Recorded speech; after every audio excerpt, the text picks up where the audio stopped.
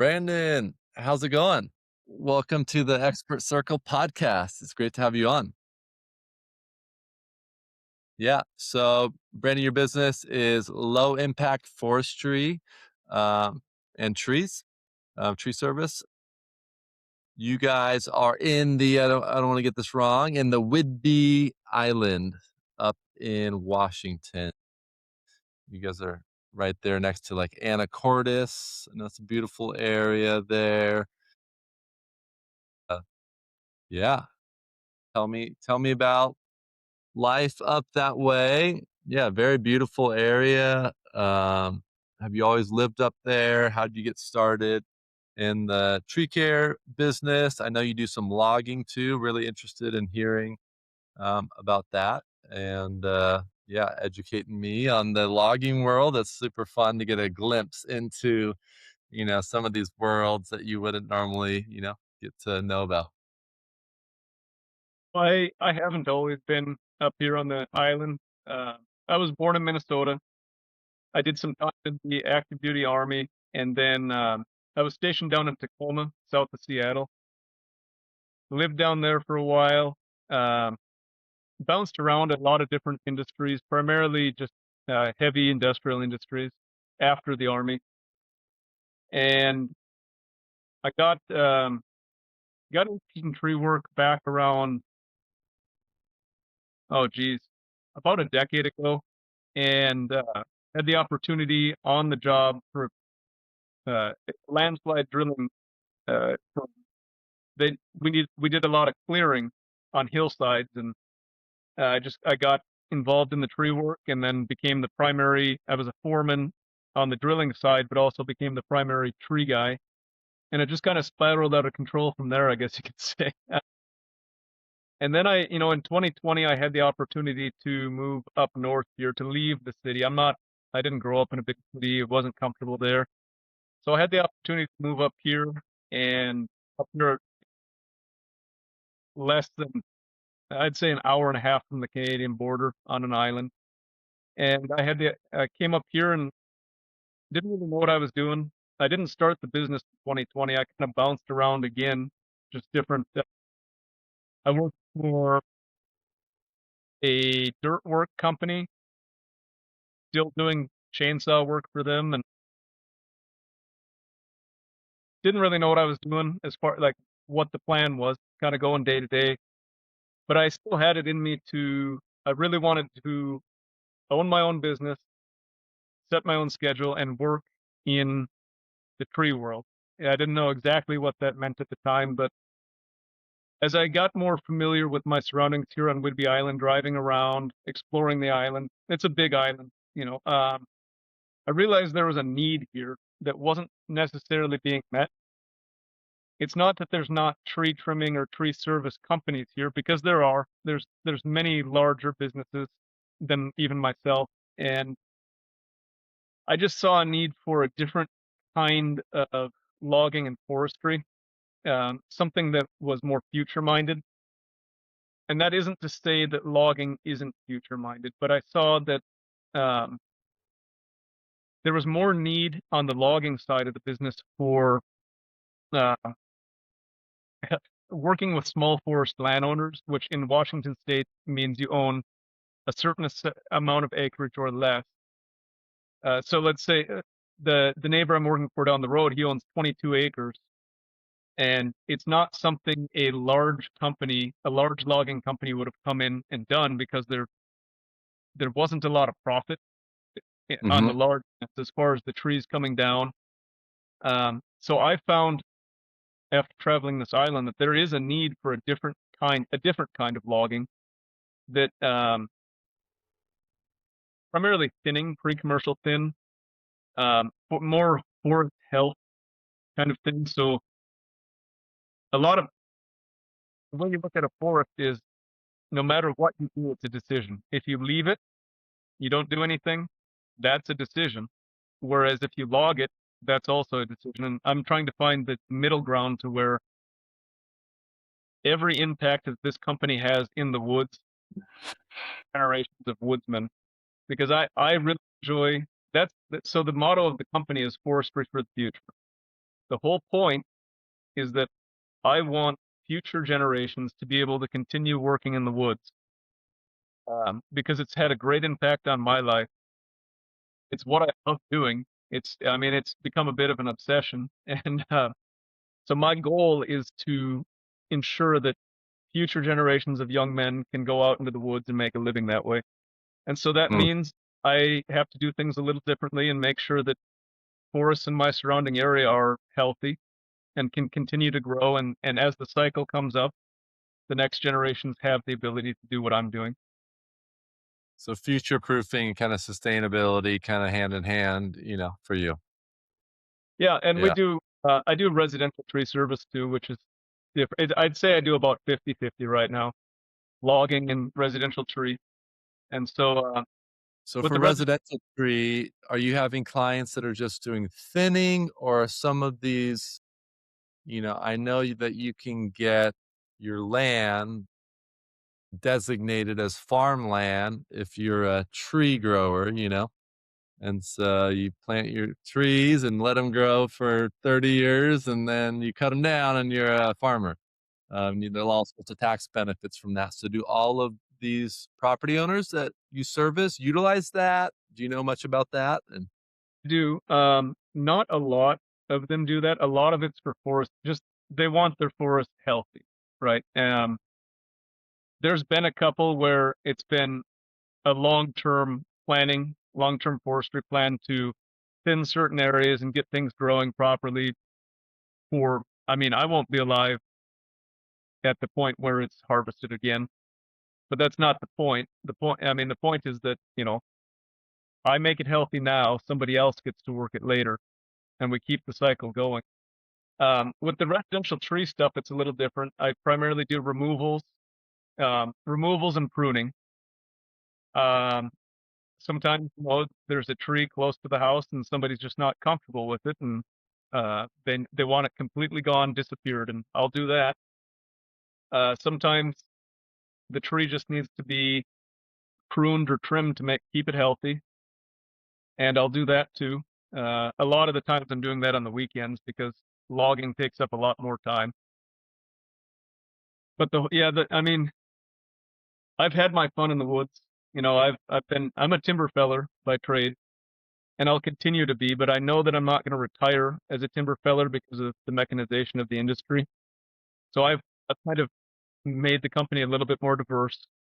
yeah. We also do wildfire mitigation.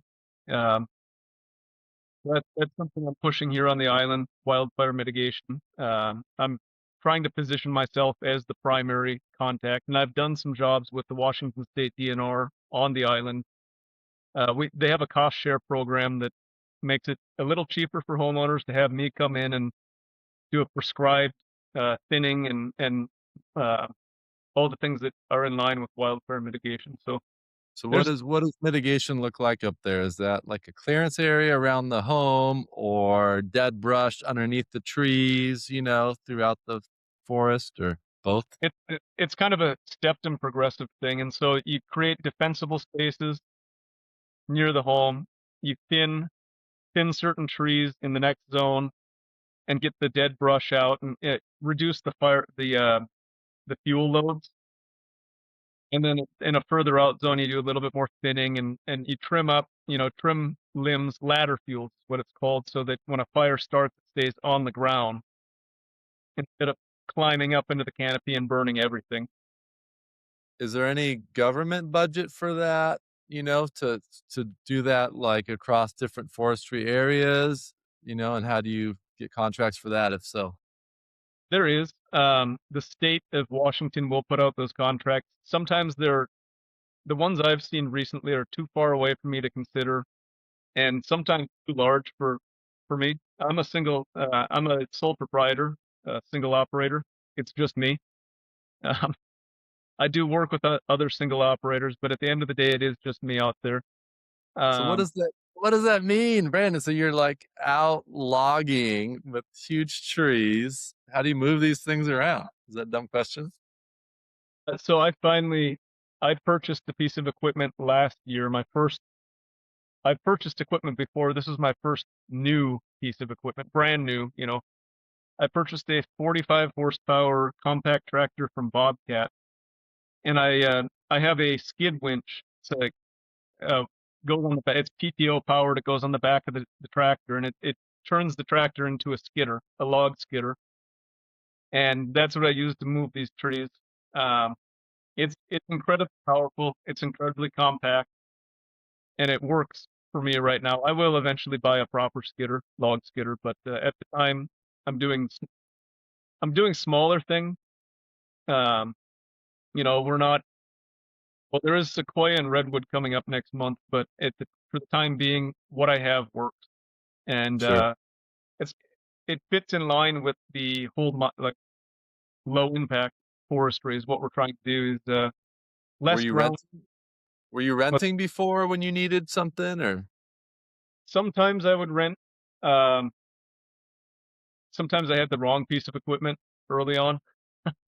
I was using a compact excavator as a skidder. Didn't work out so well, but I mean it worked, but it didn't work the best. I was just trying to find the right piece of equipment. That was always a struggle from the start. Was starting up. I mean, unless you take lines of credit or other credit, you're kind of limited in what you can buy. Yeah. Used equipment, the prices are great on used equipment, but you better know how to fix things. I learned uh, I learned a lot initially how to fix every single because I'm not only the owner operator, I'm the mechanic, I'm the accountant, I'm everything that goes into a business is me. Um, and that's a struggle. It is, but I did learn that I learned a lot about diesel mechanics, and then I learned that I do like to buy new equipment now. So it's Yep. just Yep. it is hard starting out, going out on your own. It takes a lot. Um, and I'm not just trying to toot my own horn here, but it does take courage to go out on your own and do your own thing. And it takes, a little bit of finances. Yep. A lot of when you first start out, it's scary. It really is. You don't know if the jobs are coming. You're the new guy. Who's this guy? You're the new guy in town. Nobody knows your name. How do you advertise? How do you market? How do you pay every bill that comes up? If something breaks down, what's next? It can be very scary. It's daunting. Uh, I'll admit that there's been some winters. It's always in the winter something breaks down. I've looked on Indeed and it's just like, who's hiring in the tree world? Yep. But it just takes a lot of grit, a lot of determination, and you got to believe in yourself. And Yep. tough. It's tough. How many years ago did you make that decision to push all the chips in and start your own thing? I started the business May 12th, 2023. But Okay. before that, I'd been thinking about it for a couple of years and uh, thinking about it. It was the process to start a business. I can't speak for every other state. It was pretty easy to understand how to start a business in Washington State. There's a lot of different agencies you have to jump through hoops with and pay fees and this, that, and the other. But I did find that, and it's probably in most states, if you, yeah, we call it Department of Revenue. That's where my business license is from, and also labor and industries. I have a license with labor and industries as well. But they offer classes, and that's something I would suggest to anyone starting a business too or thinking about it is sign up for those classes. They're generally free. I don't think I've No, last time I went to DOR, it was free. It was just I had some tax questions, and they had a tax class, and so I just went and sat through I think it was a 4-hour class, and it answered all my. And you have the people right there. You know, I'd say when you're starting a business, take advantage of every resource your state offers to explain the process to you, because it can be confusing, it can be daunting. I looked at it for years, like, man, I don't know. Yeah. I think I don't know most what. most business owners' tax strategy is to avoid them and then at the last minute call a tax guy. Yeah. Well, a buddy of mine says, we were working together last week, and we were talking about our quarterly taxes. Every quarter we have to pay, and quarter four was due yet today. Actually, I already paid mine, but I paid it last week, and he said, "Yeah, if you wait to the last minute, it only takes a minute." Normally, no, normally I try to stay on top of it, but it was a rough January. I think I had 2 days off in January. Wow. Wow. So how do you balance, the logging stuff versus the residential stuff you're doing? I know they're probably kind of complementary. When one's slow, the other one keeps you going. So you kind of have to do both. But how do you decide what the best mixture is of those two, and which one more profitable than the other? Or how do you navigate that? It is tough to decide that.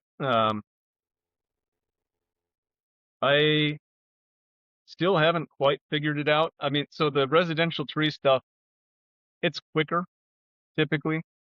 It can be more profitable. But my love is in logging. So I right now I give a lot more into the logging side of things.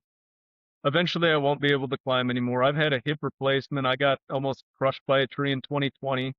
I know eventually I got to stay on the ground, so I'm putting a lot more into the logging and wildfire mitigation side of things. Um, that's the direction I see the company going. Yep. So that's where I'm headed. But what right now it's like I'm just looking. I have a calendar up to my left here of jobs, and this month is divided by, and it works out well because there's only 4 weeks.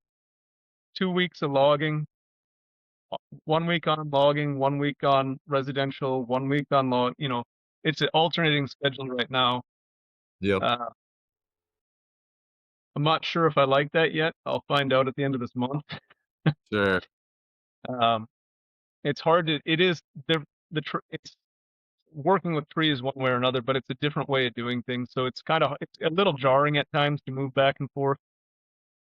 But it's just Mentally, you just gotta like shift gears mentally, kind of. yeah, it's just what I'm gonna do this month, and I'll make it work. But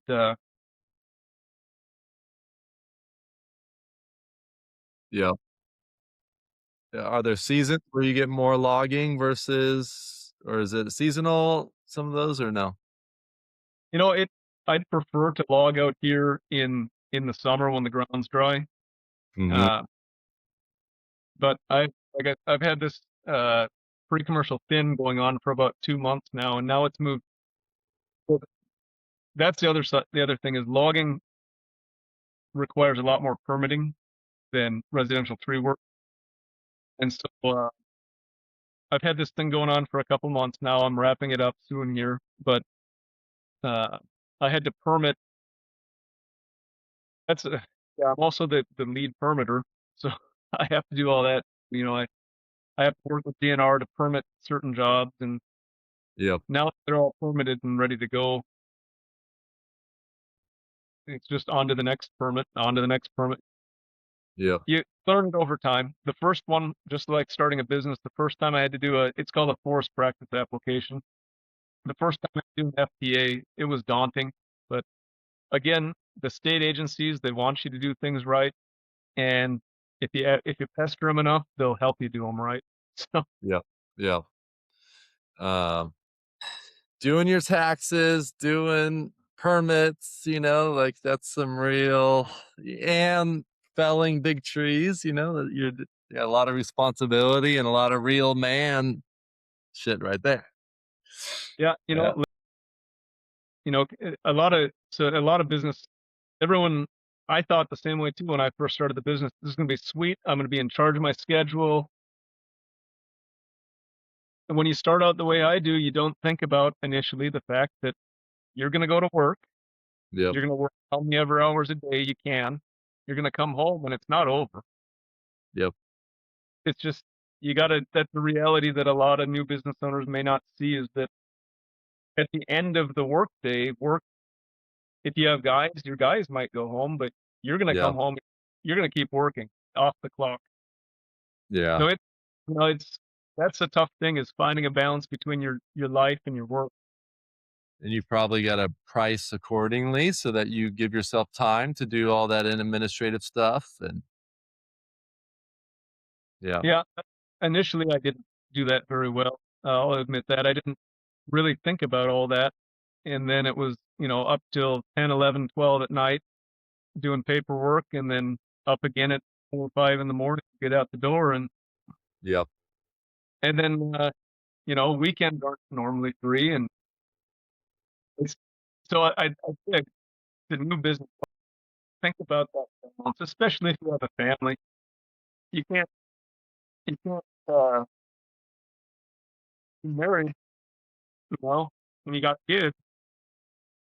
That should be your priority, so you gotta think about and I know that, running a business is the priority is to take care of your family, sure. but you gotta remember that, your family needs you too. Yep, Paperwork is gonna be there. yeah. Are there any miniature Brandons running around in this world yet? Nice. How old again? Sorry. She's 13. 13. Oh, wow. Okay. So yeah, you're doing all this with, the added weight of going all in, but you probably had to do that for your family. You knew that that was the best, Yep, decision for your family and no other choice. yep, yep. Yep. Uh, what makes you love the logging aspect of things so much? You just like really love being I hear it in your voice. You love being out in the forest or felling the trees is really satisfying, or what process is it that you really like out there? Well, I'd say, uh, the entirety of it. The felling is fun, the decision making is fun, uh, but really logging is very different than any other job out there. It's not the job. It's not a 9 to 5. It's a lifestyle. It becomes your life. I mean, I'm right around the corner here. I've got 2 saws sitting in the kitchen. Uh, Nice. Yeah. everything it when you really get in it when it really gets into your blood, it's a life. It's not just a job. Mm, And mm. there's a long history and culture to lo in the United States, and it's cool to be a part of it. Like, every year up here, I'm actually we have something called the Deming Log Show, Okay. and it's a nonprofit organization that we all the money that comes into the log show goes to busted up loggers. So guys like me that have been hit by trees or killed. The reality of this job is that you could die any day, and so it's a part of the culture and it's part of the life of logging is that we all take care of each other and we all kind of know each other and work together. And Hmm. but yeah, that's what really drew me into the logging side is that this isn't it's not just I'm not trying to speak ill of any other job, but I could go work at 7-Eleven. I clock in, I do my whatever, I clock out, that's the end of my day. But this doesn't Yeah. end, it's 4/7. Yeah. I never really thought about that, but yeah, there really is a logging culture in that community. So that's because it's just like dangerous and you need to be like a real man to do this logging work. I know there's a lot, I mean, a lot of blue collar jobs have that, but I know that even, climbing is one of the, most dangerous jobs. It's like, like some deep sea fishing and climbing, right? And being a climber. So I'm sure logging is maybe up there, if not higher. I don't know. Yeah.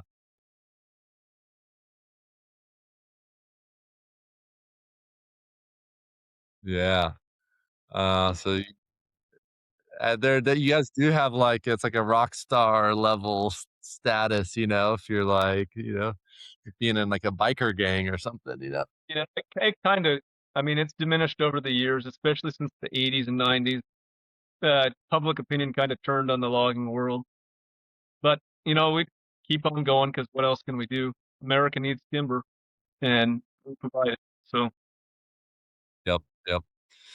Um, very cool. Yeah, I do have a friend that lives in Anacortes there, right down the way, and yeah, beautiful area. I haven't been up to visit yet, but I want to make it up there. Um, yeah, and the oh, yeah, water's really kind of clear up there. It can get kind of almost crystal clear. Yeah, it's definitely worth the visit. Anacortes is gorgeous. And then just north of Anacortes is the San Juan Islands, the chain of islands. Very pretty area. We got I mean, I see them every day. The mountains to my east, the ocean to our west, the big timber everywhere. Yeah, pretty special place to live, actually. Yeah, The really only thing cool. you gotta deal with is the 6 month rain. The 6 month what? Sorry. The 6 month rain. If you can get over it, it's not so bad. Yeah, I know. Yeah.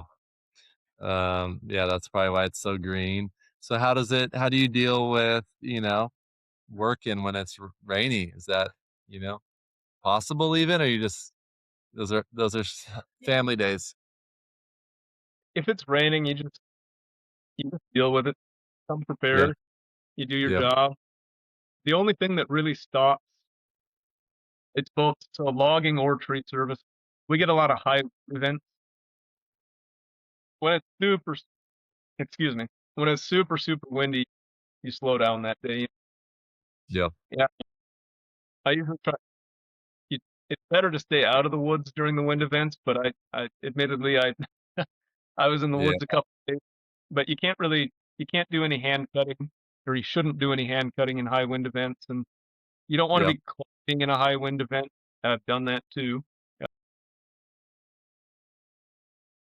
And we get a lot of wind up here, a lot of high wind, 60, 70 mile an hour wind. Yeah. So yeah, the winters, the winters do get impacted by weather out here, and you just tell clients, hey, you know, I intend to be there this day, this time.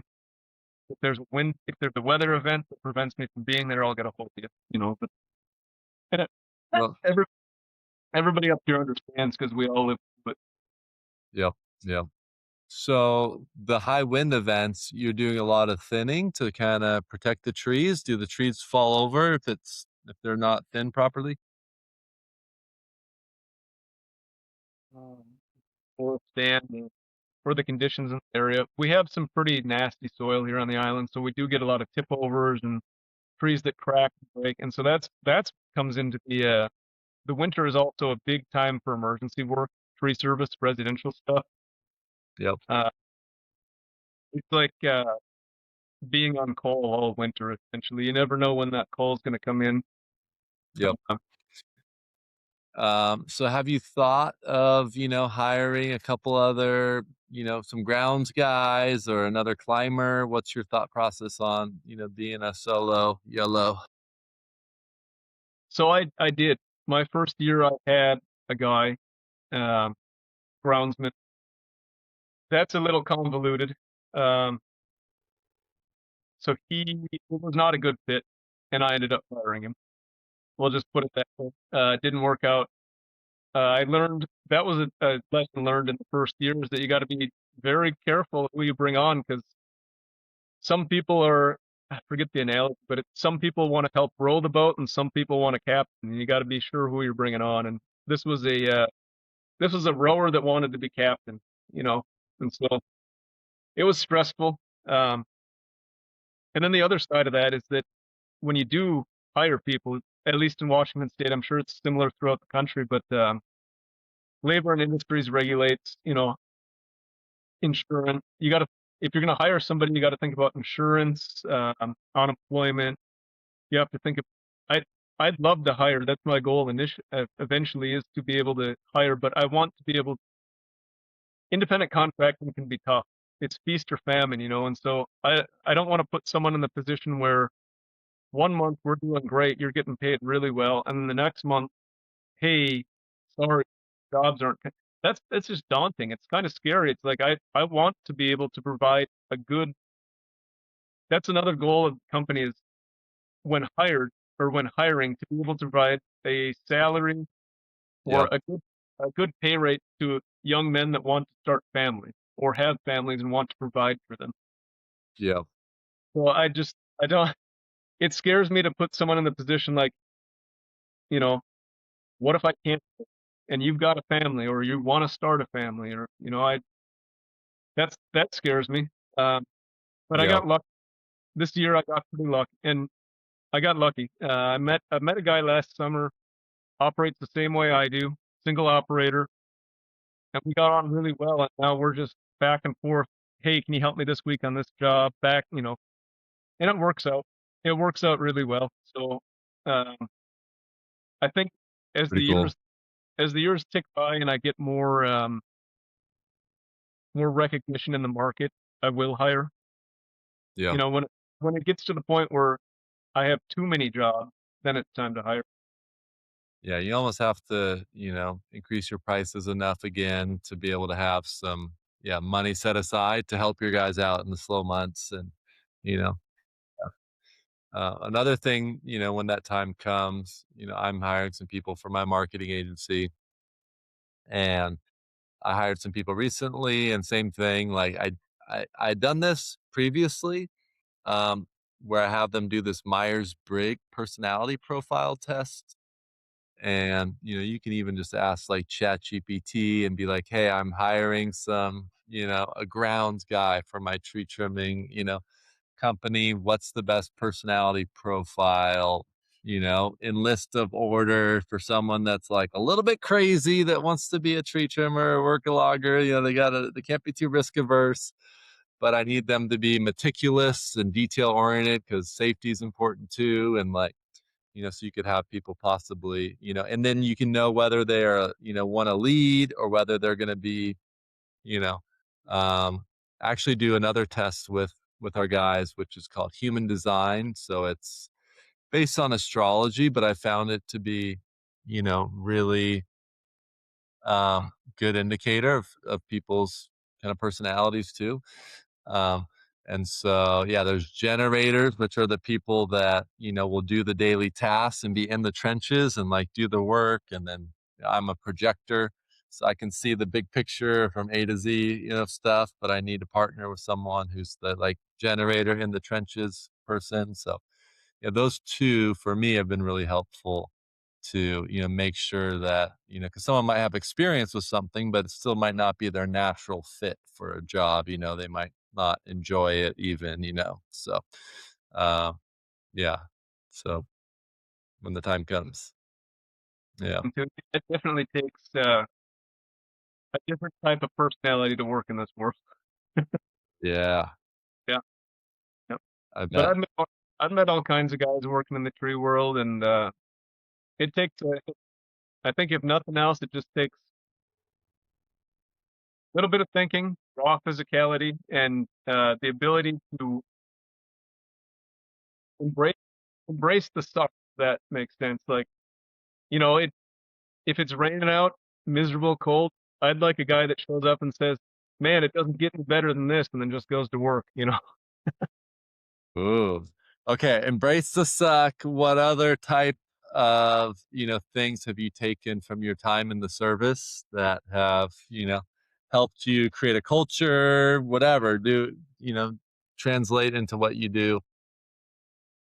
The one really big thing I took from my time in service was a lot of lessons in leadership. And I've seen poor leadership and I've seen great leadership. And when I saw great leadership, it was always someone who was leading from the front. It wasn't you're not sitting back in the office. Not you got to be out there with your guys. You know, they got to like I. You got to they got to see that you would put yourself in the same situation as they're in. You know, I wouldn't want. I would feel really bad if I had guys working for me and I was just miserable out and I just, all right, guys, here's the job. I'm gonna sit here in my house and drink this hot coffee. No, no, I would feel terrible. I couldn't sit and be like that. I would want to be out there with the guys doing the same work. I wouldn't want to put somebody like if it's a nasty day out, I can't imagine putting someone in a tree that I wouldn't do myself. You're in the truck with AC, with your coffee, yelling out the window, "Hey, over there!" Yeah. No, that's not. So I've found that the leader that leads from the front is always going to be more respected, listened to better. Um, but not just so. leading from the front isn't just like, this is my decision, we're doing it, but also able to listen to other experience and listen to other guys working for you. Because let's say I hire a guy that's been cutting timber for 30 years. He's got more knowledge than I do. You know, Yep. he's got something to say. He's got more experience and Sure. or but all the way down to this let's say you hire a guy that's green as green, first day on the job out in the woods, he might see something differently. And so it's you can't just you can't be influenced constantly by other people. You have to know kind of what you're doing, but you have to be able to take input and not some people may not know how to express their input or their criticism properly. You got to be able to take it however they give it to you and understand where they're coming from. Yeah, that makes sense. Uh, Um, so yeah, so that's kind what are the biggest challenges now that you're facing? You know, I mean, it sounds like you're still, in the kind of growth stages of the business and working through systems, um, kind of running all the back end stuff, solo YOLO, not easy. I know a lot of guys have their crew and then they are able to keep the crew run. They get them maybe set up in the morning and then their crew's doing the work and they're running off to do estimates and running back to the truck to do invoicing and all that kind of stuff. So, yeah, how do you balance that? What are the, challenges you're facing right now and what are your goals and where you're looking to grow? I'd say my biggest challenge in the past was this summer and this winter. It's burnout. It's because I'm doing it all. It's burnout, and it's not so not being able to find a balance and then burning out and just there's last month. Like I said, I had 2 days off last month, uh, 2 Sundays, and I just towards the end of the month, there were days where I'd wake up and I just didn't even want to get going. You know, I had to, but it was hard to. It was hard to have a good attitude out there. Which, when you burn out like that, things can get dangerous. You Yep. know, Yep. Yep. uh, burnout is the biggest thing as a solo operator. I think. Luckily, I enjoy the work. You know, so I can get over it. Um, burnout stuff. What else? Um, time management can be a little tough sometimes. Hmm. You know, knowing should I work 10 hours today and then do paperwork, or should I work 5 hours here and do paperwork here? And Yep. keeping up on. I've developed a system over time tracking my jobs coming in really well. So that every interaction is tracked and monitored. I did this all by hand, all on paper initially, and then I got turned on to. I know there's like Jobber and things like that. I use QuickBooks. Yep. Um, and I'm not endorsing any certain platform, but I use QuickBooks and it works really well for tracking jobs coming in, tracking your accounting, tracking your mileage. All the things you need to track can be done from your phone, which is nice. I yeah, I did it all by hand, expenses, everything. And then I found QuickBooks. I'm like, okay, this saves anything you can do as operator, as the owner operator, to save yourself some time, a little peace of mind. It'll Yep. help out in the long run.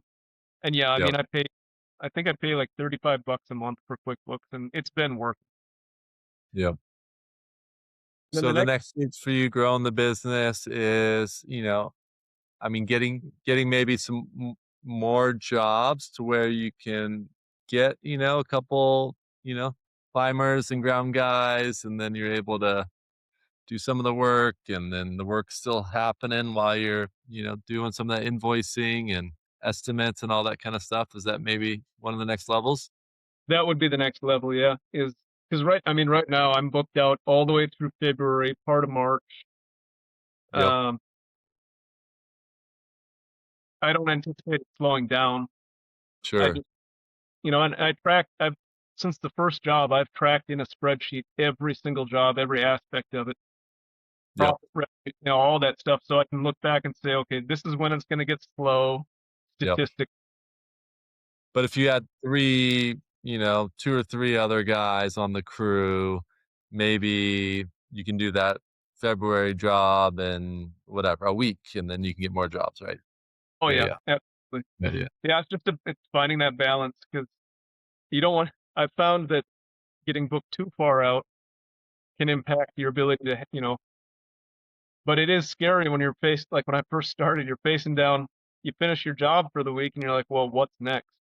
You know, yep, what is next week bring? And yep, um, so yeah, the next step is growing the business to a hiring position, expanding operations. It'd be cool to have a residential tree crew and a logging crew separate. yep. But like I said, I think really the apex of this company is going directly into logging and residential tree stuff on the side. But Yep. I've seen some cool videos of those logging machines, and they go in, they strip the tree, and then like cut it, and like oh yeah, yeah, that's a harvester or processor. Uh, okay, those are I've looked at brand new ones, and my mortgage is lower than some of those machines. yeah, So they got to be half a they got mil or something. Yeah, yep, yeah, they got to be working every day, and so I'm not there yet. And I don't know. I'm a hand cutter. I like hand cutting. yep. Uh, I understand the efficiency of these machines, and that's why I said I'm not. I'm also never going to retire as a timber feller because of mechanization. But those are Looks, going to be for bigger jobs, right? The mechanization, it has to be a big enough job to justify that machine going out. yeah, absolutely. It would have been nice on the one that I'm on now, but I would have been done in like 2 weeks. Yeah, So, yeah, yeah. and Interesting. this job I'm on now, this logging job, it's designed as a low impact job. We're not heavier machines, have higher impact, and so we're trying to stay away from that. That is in line with the ethos of the company. Is we are. I am concerned with forestry for the future. I'm concerned with certain aspects like wildlife habitat, watersheds, the health of the trees, the recreational value of the owner of the timber too. Kind of all the different aspects of keeping a forest healthy and not. Soil compaction is a big deal too. So I try to have the lowest impact. That's the name. Kind Yep, of why yep, lowest impact with the most value to the customer and the forest. yep, So it's yep. a lot of I'm sure thinking. most of your clients appreciate that. And yeah, the forests and trees are sacred, and yeah, I think it's really good to be mindful and treat that with care, and super cool. Um, Very cool. Any, nuggets of wisdom you want to give people already? You've dropped some good stuff for, maybe young guys getting into the business or people that are growing their businesses. Anybody getting into the trades. Yeah, what do you want to share with the world here? So I got two things I was thinking about. So first off, getting into the trades, especially as a young man. I'm 37. I'm not young anymore, and I've already been hit by a tree. So Yeah, you look good. Yeah. yeah, I almost died in 2020. But anyway, when you're younger, you think you're invincible, right? Don't. If your company has health insurance, don't wait on it. I know as men we tend to be stubborn and oh, it'll be a week, I'll feel better. Don't. Take care of your body. Take care, take care of yourself physically, spiritually, and emotionally because at the end of the day, you're selling your labor, and if you want to keep doing it, you need to be in your best shape possible. So like I'm a really bad example. Right now I got something going on with my shoulder. It's like it's been a couple weeks. It's like it'll go away, it'll go away. Yeah. Uh, And I think I mentioned I've had my left hip replaced, and now I'm looking at maybe my right hip, and I've been avoiding that too. I got a tube from my left lung, and I've been avoiding that. Um, so I'm a prime example of a bad example. Yep. Take care of yourself physically, because when you get to a certain, like, yeah, when you're young, you're invincible, but it doesn't last long, and it all stacks up over time. You're gonna feel it down the road, and it'd be better to. I'd like to say I could climb until I'm 60 or 70, but I know it's not going to happen. And with that, also PPE matters. Ears, eyes, hands. and all that stuff. Wear a hard hat if you're working with trees. I don't care what anybody else says. Yep, yep, Doesn't matter if you're on the ground or in the tree or whatever you're doing. Put your dang hard hat on. Uh, and be safety conscious. It's not wrong. It's very risky. These lines of work. Yes, it is. Don't be risk averse, but don't be stupid. You gotta. And so that's my whole spiel on taking care of yourself, because it does matter down the road. And then the other thing, for younger guys, or really anyone looking to start a business, do it.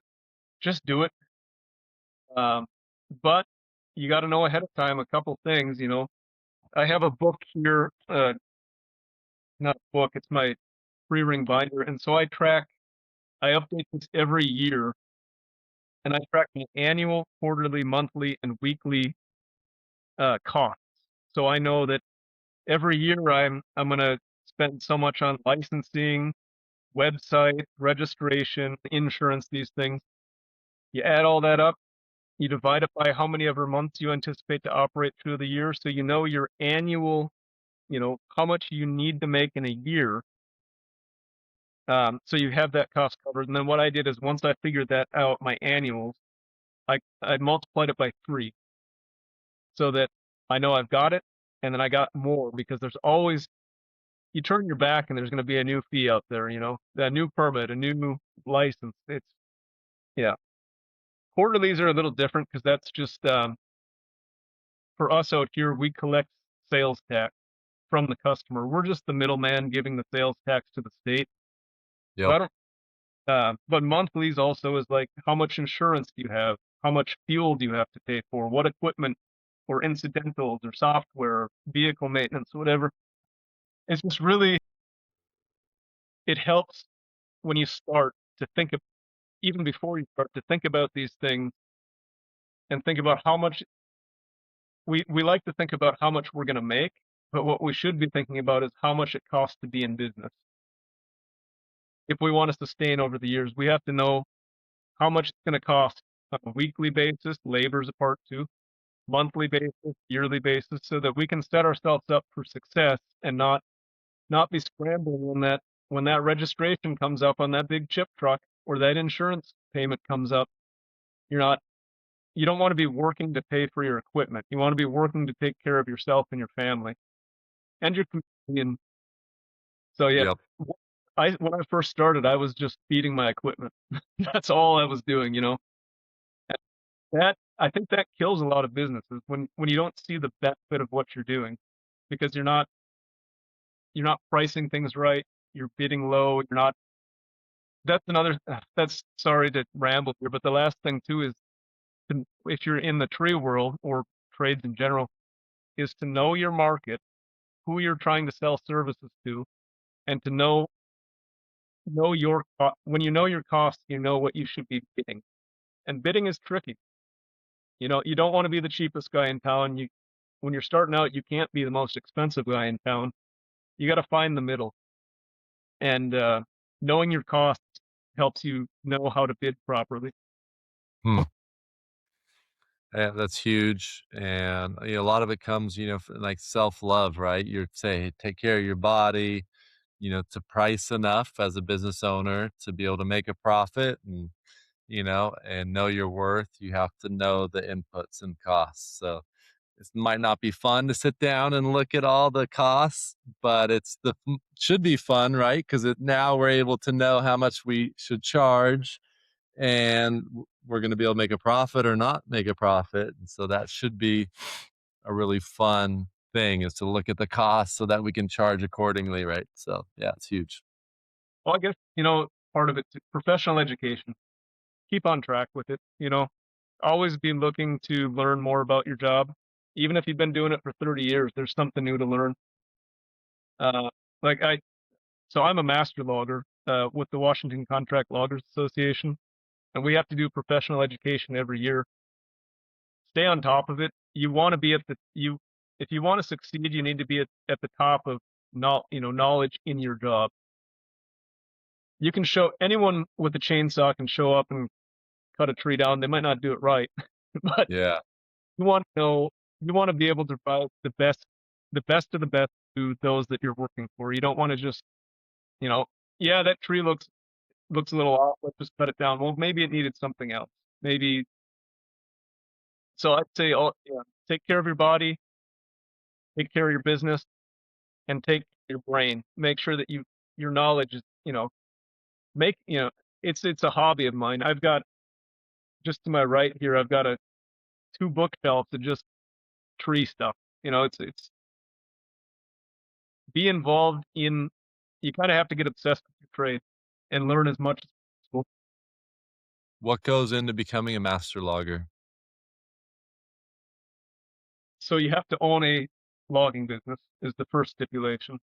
And then there's classes you have to take. You have to be first aid certified, which mine's coming up and I have to do soon.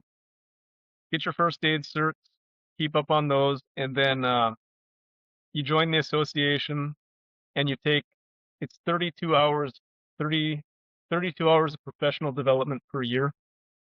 And so there's classes that we do with different agencies. Uh, there is courses you can take, safety initiative courses, and you just after you make it in, you just keep up on your professional education to hold that certification. Cool, cool. Um, I gotta circle back and ask you about this 2020 close call that you had. Whether you yeah, that's probably not fun to talk about, but, yeah. Well done. Um, so in 2020, I was cutting trees and I was a little overconfident and a little overworked, and everything. Earlier in the day, everything went well, and I guess I was just expecting it to go well, and uh, I was in my back cut, and the tree started to tilt the wrong way, and then it did what's called a barber chair, where it split up the middle and came back into. I had cut safety two different ways to get out, and I took one, and the tree took the same one, and so I was wearing a helmet. I'd be dead if I wasn't wearing a helmet. It threw my helmet, cut my face, but then I broke my cervical spine. This collarbone is I don't know. That collarbone's all rebuilt. Yep. Uh, I broke my thoracic spine. I punctured both lungs, broke 12 ribs, and spiral fractured both my femurs, all in one hit. So I had to go uh, into massive surgeries for like 3 weeks, and then ended up at the VA in Minneapolis learning to walk again. I didn't know if I'd ever do this again. I'll tell you, God has plans for all of us. I'm a firm believer in Christ, and I believe that my calling is into the woods. We were talking about earlier, you're talking about trees being sacred and taking care of nature. In Genesis, we're told that man is given dominion over the earth, of all the earth, and it's true, but it doesn't mean we can just destroy everything around us. We're given dominion to take care of the things around us, to take care of the blessings that God gives to us. So I believe that my calling is into the woods, and I believe that I am blessed. I'm blessed to be alive, and Yeah. I learned to walk again, drove myself home, and 6 months later, I was cutting trees again. So, Wow. uh, That's pretty cool as a Christian. I'm a Christian as well, and, we're in this America, kind of the Amazon version of Christianity, this consumeristic Christianity, and, in the beginning of the story is Adam and Eve were in the nature, and they were stewarding, taking care of, God's creation, and,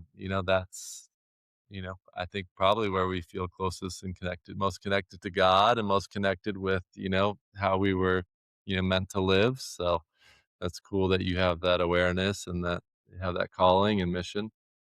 well, I do. I've thought about that over the years, and after the fall from the garden, Adam and they each were given their own curse from God, and man was given the curse to work to get his sustenance from the sweat of his brow, working the earth. And I think that is why a lot of men in general find great satisfaction and just like a sense of being when we're working outside, is because we are enacting that, we are, it's not necessarily a curse, this is what we're supposed to do. And when we do it, we actually feel pretty good. We feel connected to God. Yep. Yep. Um, yeah, very interesting. Super cool. Um, and that hip surgery was part of that accident you had? That was part of the reconstruction of it? Wasn't initially supposed to be. About about oh man, I'm gonna be a bad example again, but here we go. About 2.5 years ago, Yep. uh, I guess it was about 3 years ago, I started feeling this like grinding pain in my left hip. And I thought, I'll give it a week. I'll give it 2 weeks. I'll give it. Well, it never went away. And it just got worse and worse and worse. I finally got seen. It was a whole process, but I got to an orthopedic surgeon. They did the x-rays and they said, "You've been on a broken leg for 2 years now." And I was cutting timber, climbing 2 years. So basically, it's called avascular necrosis, and it's where the veins don't come back into the bone and the bone dies. So my left femur head, that ball was collapsed over time. And Yep. essentially, I was walking around with a broken leg for 2 years. Well, not just walking, I was working. And then in March of last year, I finally was it was approved and scheduled and all this, and I got a brand new hip, and that was Yep. I couldn't work, Yep. so I was living off company savings up until blessings of God to work more, and uh, Yeah. floated since then. Now, uh, Yep. but yeah, well, that's what I'd like to tell young guys: don't avoid it, get it done, take care of things away, because man, it's just I mean, we all need more self-love, and to be able to address those things and not be, idiots. And yeah, as men especially, I think we do stupid stuff like that all the time. like our machinery. If you don't schedule routine machine maintenance for your machinery, it's going to schedule it on its own. Yep. Yep. Well, from a business owner to business owner, I appreciate hearing that, and you know, encourage you, Brandon, to keep taking care of yourself. I know you've developed that awareness. You're a good guy and you deserve to have, not to get too woo-woo here, but you do deserve to have an amazing life and to, price your services accordingly and to set that intention out there that you're gonna get this, work and build your crew out to where, what I hear from a lot of these guys that, having that one crew that's run really efficiently is kind of the sweet spot for a lot of these guys. I think you have to have, 2, 3 crews and doesn't make that much more money. You probably have to get to economies of scale, having like 6, 7 crews before you're really crushing it to expand that way, which, um, yeah, I know it's probably not easy switching back and forth between residential and the logging, just getting into that kind of militaristic logging mindset. You gotta be safe, I'm sure, too, with residential, uh, but yeah, I encourage you to build out that residential stuff too, because I know it's probably more sustainable in the long run too, right? Building that side of the business and taking care of your safety is super important. So, and yeah, but I know it's probably beautiful out there in the forest doing the logging work. That's the hit. You know, Yeah, yeah, not, not going to crush someone's house. So yeah. Um, Really cool. Well, yeah, so many pearls of wisdom. You're a deep, thoughtful guy. Appreciate you sharing. Yeah, really cool having you, on the podcast and yeah, just giving you props for like, I mean, when I think of guys like you, like a superhero, starting a business and going through all the and only other fellow business owners, can know, all the things you got to go through, but it's like the origin story of the movie and seeing, hearing the stories of the guy that went through all those things and And it does build a lot of character and, to be able to make it through that as a business owner, but still, like you're saying, so worth it. Like start that business. You don't want to be, especially with the new world of AI and different things, you don't want to be in that job that gets automated out and then you don't have a job anymore. You want to be in control of your own destiny, especially doing the trades that are, still so needed out there in the world.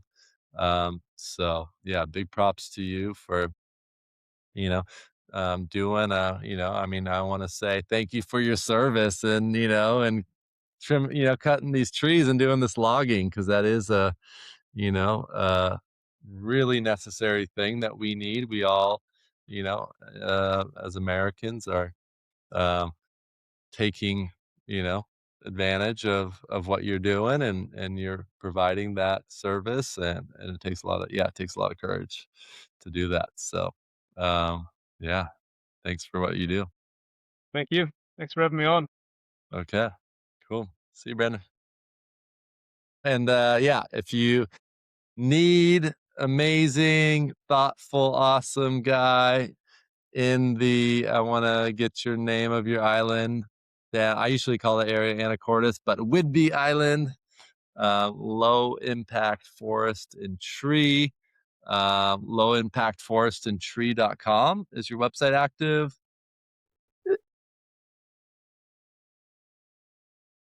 Forestry and tree.com. Low impact forestry and tree.com. And are you active on like Facebook or Instagram or not so Now, much? Okay. word of mouth. Go to the website, check him out, and, yeah, thanks again for coming on. Thank you.